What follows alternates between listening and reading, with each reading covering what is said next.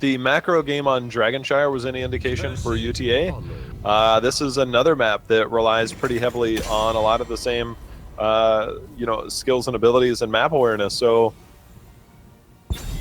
it's a bit more punishable, I think, on this map than Dragonshire. But just take Zeratul off the board. We're not going to play him. We don't want you to play him.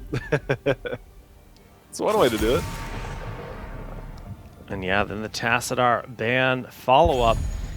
You know, Tassadar has received a lot of changes, but still not getting through a lot of drafts. I mean, I really feel like Malfurion is a very safe play here. You might see something like ETC. I think this is a map where Dahaka Falstad probably won't see priority in the first rotation for UTA, but you have to definitely consider if you want to have one of those globals, or if you feel like, okay, Zarya is an interesting pickup here. Yeah, Cursed Hollow, good for, stalling out tributes. Good Tassadar replacement if you want that shielding type hero. But do they do the double global here? I don't think it would be a bad option given the hero pools of some of the players that are there. Yeah. So they opt to choke the globals to the best of their ability, giving up ETC or Malf or both. And that's the thing is, if UTA plays around these globals and the same manner that they used everything last game, like, things look a lot different. It's true. And they look a lot more dominant. And so the potential is definitely there. Vala being picked up with Zarya, so you've locked in a good amount of frontline control, a good amount of damage. But you gotta be careful on what you give up. And I almost feel like they might want to consider banning Dahaka in this case. Or not Dahaka, but ETC on the side of Gear Gaming.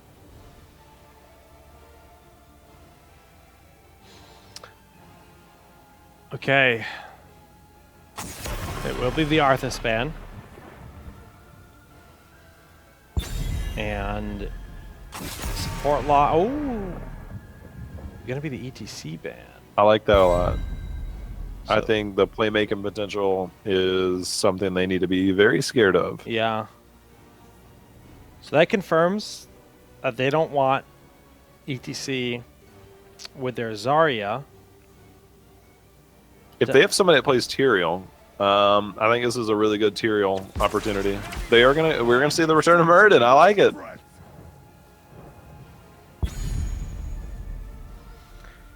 Now, they need a laner. Zarya can do okay, but like they need some kind of solid clear to contest Dahaka.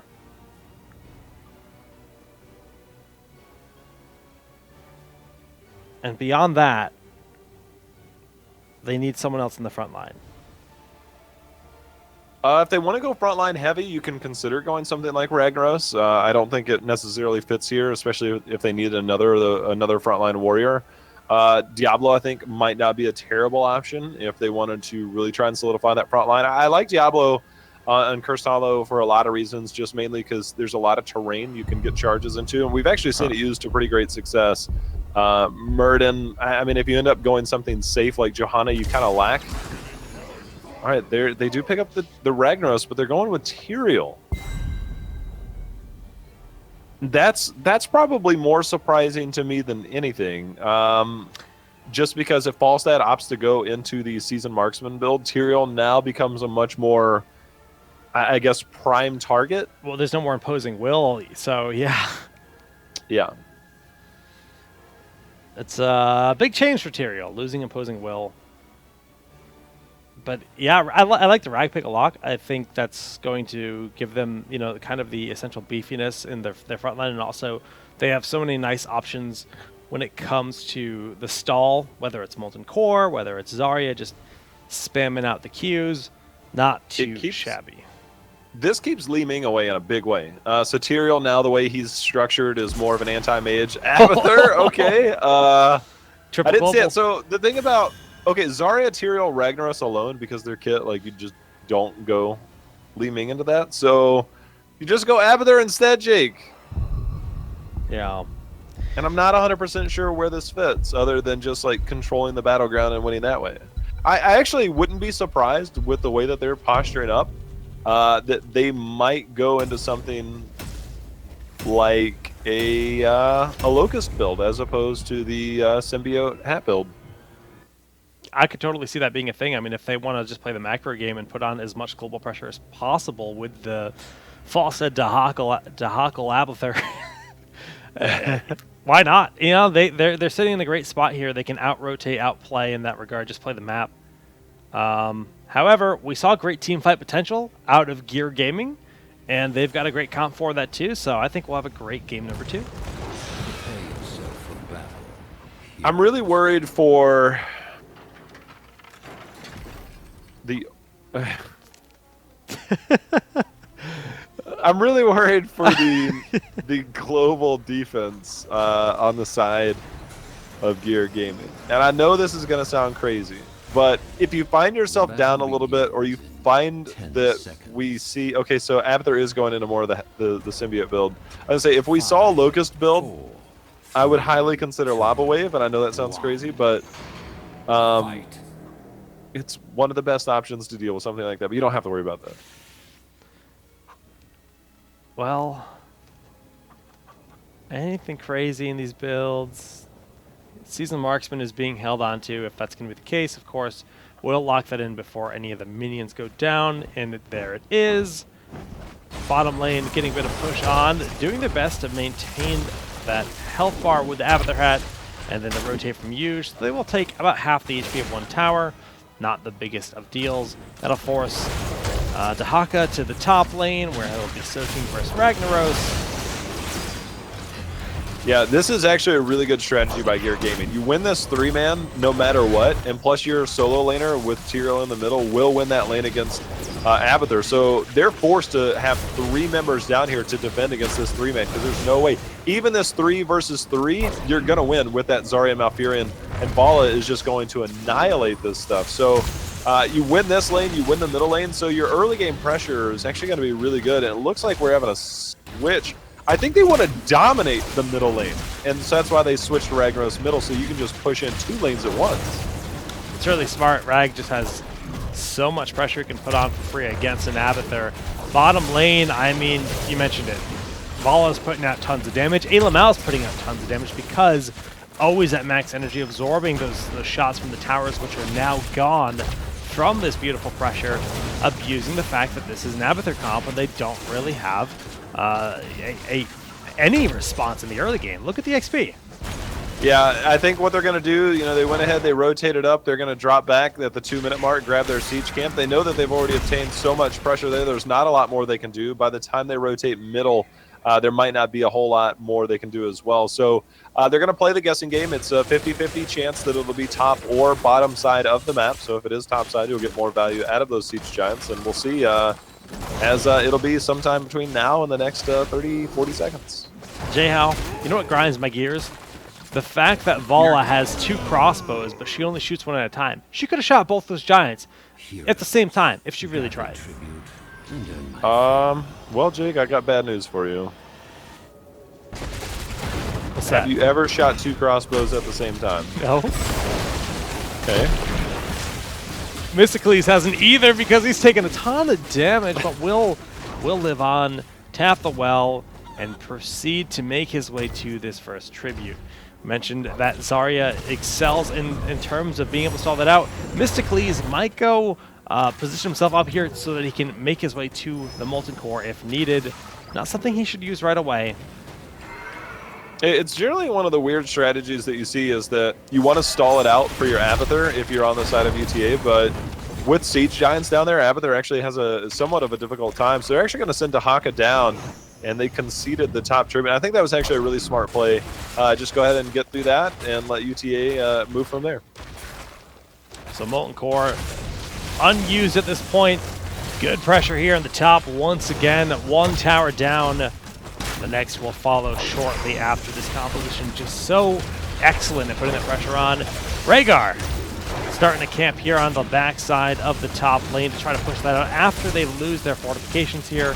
You know, they're going to actually go for the well. I like that. All right. No broccoli builds, no vengeful roots. Instead, we're seeing versatile this time, where you get more mana back from your innervate, and that'll probably be more beneficial towards somebody like Tyrael. Vala's level 1 talent. When you're at max stacks, you regen mana. So Vala doesn't generally hurt for mana in a lot of instances. So these Malfurion builds are great. I love them. I mean, maybe he just feels he doesn't need the reach. He can fulfill his duties without Elune's Grace. It's fine. It's fine. All right, so one of the key strategies that I'm kind of curious what we'll see if they don't interrupt this, and they have the 5-man. Okay, so Gear Gaming will have 5v4 just because of Abathur, as Clyde is coming in. We'll get to that in a minute as a fight is breaking out here. A lot of damage in on the front. Tyrael very low, but the shield coming out the last moment there. Abathur had enough for Kalidas to put on a bit of pressure, but that's going to be it. Needham will get the channel, and they will be able to walk away, experience even with the triple global, dead even, because the amazing pressure that's been put onto all these structures all game long. Oh, yeah, this is the strategy I was talking about. Oh, they're not going to do it. They're not going to do it. Okay, so the top two, the tributes are in top, both the first two, which means the next one's going to be at the bottom right. So you can make a play pre-level 10 when you're facing an Abathur, is that it's really difficult to defend if you want to play boss. Then you can have that boss pushing while you're contesting the bottom one, as Abathur was snipped out by Ragnaros. But Mysticles likely to pay with his life here as the double global, paying off to find a kill. In the end, still pretty much an even trade overall, but this opens up some pressure here in the bottom lane to take out some structures and propel them to level 10. Also, that was some stellar observing by me as I scrambled to find the Abathur death. Snuck in on him right there, but Percival and team joining the bottom. A level 10, a little bit closer here for UTA just because of that soak from Abathur. We are going to see this tribute down here at the bottom right, and this might actually end up being something that Gear Gaming will have to concede despite obtaining the first two. They might be finding themselves fighting down 10 talent tier. That is not something you want to do right now. Right. Abathur still has a safe spot in top. Toby starts the channel. Nice zoning him away, forcing out a Molten Core in the bottom lane. So that will buy them a bit of time for level 10. Vala and Zarya in the mid lane should be able to get almost enough. Yeah, he needs to focus his attacks on the minion wave that's right beside him. There it is. Okay, that's 10. All right, now we're even talent here. That's a great stall tactic. The Haka coming in. Expulsion zone has been used. Kevin stuck there on the front line, but that is Murden as we see the Malfurion going in with a Twilight Dream. But Kevin trying to do the Ancestral lands at the last minute, Jake. Beautiful Ancestral Healer Stormbolt follow up onto Skull Kid with a self smash onto 2. Percival picks up the kill in the back behind that. 1-0. Murden is down. Toby on the retreat. Beautiful kill there with that shifting meteor picking up the double, and Needham's going to confirm this third and final tribute for the first curse of the game. Yeah, that's a pretty big deal, obtaining the first 3. A lot of times you think this is how it's going to work because you've got Abathur, but they've actually just played it really, really well and used no stun. The Hungering Arrow! The Hungering Arrow! All right, so he's able to get away there. No CC to lock him down, but nicely done there. And that's going to be a first fort falling, and the curse still going to be pushing another 40 seconds. Hey, Lamau getting a little bit cheeky here, going back. But A-OK as his opponents, as his allies are rotating right behind. Now they are putting all of their pressure into one lane. That means they're opening up the bottom keep, maybe setting themselves up for a boss play. But the aggressive fly from Falstad, of the Abathur Falstad, excuse me, going in the back. Cure will spend his life. Claudius not quite here yet, though. Kevin! Expulsion zone is used, so Pura Smash comes down, does confirm the kill onto Murden. Huge, very low, gotta be careful. Imagine if Needham had that extra range at level 4 on his fire. Okay, that's a 8.5-minute keep against UTA. It was almost they were pretty much forced off of the keep until the fight was forced by UTA. And you gave up a lot of experience that you could have potentially gained from the other waves, but a keep, a much bigger deal here. Nicely done. 13 will be locked in first on the side of Gear Gaming. What a great showing already in this series. And yes, Abathur is a hero that suffers in the early game, but Gear Gaming looking great. Expulsion zone, drop point blank. Dahaka with the Brush Talker in, looking for his target. Does end up getting the damage, but the Sanctification keeps him alive. A nice Twilight Dream, but it's not enough. Ancestral connects on Claudius. He's re-engaging. Percival will end up going down here. Itobi in the backline, forcing the Ice Block on Muradin, but now Itobi a little bit too far forward. It will be a 3-0. Can they get the trade? The hat on the Rhaegar in the back. It's a 5-0. UTA turns up the heat. Yeah, UTA turning up the heat. ILMAO is basically the foregone conclusion, a casualty there. That's going to allow a big advantage here for UTA. And I really got to wonder what Gear Gaming was expecting to accomplish there. They tried to turn that fight, and I'm not sure what they wanted to do. They've already obtained map control. They've already obtained pressure on the map in terms of taking that keep out. You fall back and you continue that trend. You're already in the lead. And forcing a fight unnecessarily, that's just showing a little bit too much confidence. And when it doesn't work out, Jake, things bad can definitely happen. And that's about the worst case scenario when you lose your entire team. So, boss now being worked on at the top as well. Even with the quote-unquote triple global of the Abathur Fossa Dahaka, this is not something they can safely contest that easily. They're going to look to do it. Kevin gets in, but very risky. Using that Dwarf Toss, the root follow-up, forcing out the Mighty Gust to keep him alive in that moment. So it ends up being Expulsion Zone for Gust, boss for boss. Both bosses will get a fort and get to the keep wall. Abathur could be very impactful in the added defense for that top lane. All right, Dahaka coming on the backside. Needham, is he going to realize that's going on there? They're diving in on Malfurion, who uses the Twilight Dream, and they are silenced. But Gear coming on the backside on that clone on False that does secure the kill. Kevin continuing to dive in the back as he is Dwarf tossing in, but they got the kill they were looking for. Nicely done there by Claudius coming in on Dahaka to really start that and mix that up. Yeah, and the safe dive of the Falstad clone to finalize that target of Malfurion worked out very nicely there. Bottom boss expires before getting the keep wall. Top boss getting a lot of good work done here through the initial barrier. Now going to be able to just barely get this top tower, and the rest of the wall will be A-okay. Overall, pretty even game it seems, but look at the experience. Yeah, that team fight opened up things quite a bit and ended up winning a second team fight. Even if you get one pick there, it opens up a lot, especially when that hero is your support.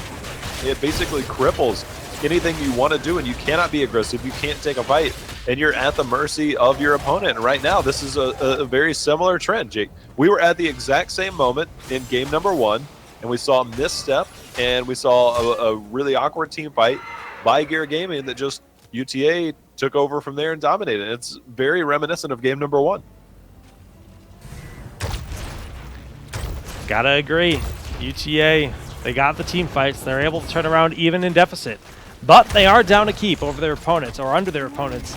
So they need to be wary of that if they do lose a team fight. Could be capitalized on very nicely here. Will be a top tribute here. Both teams want it, but of course, without level 16, going to be tough here for Gear Gaming to even consider going for it. Not at all at risk of a curse, so they will end up conceding.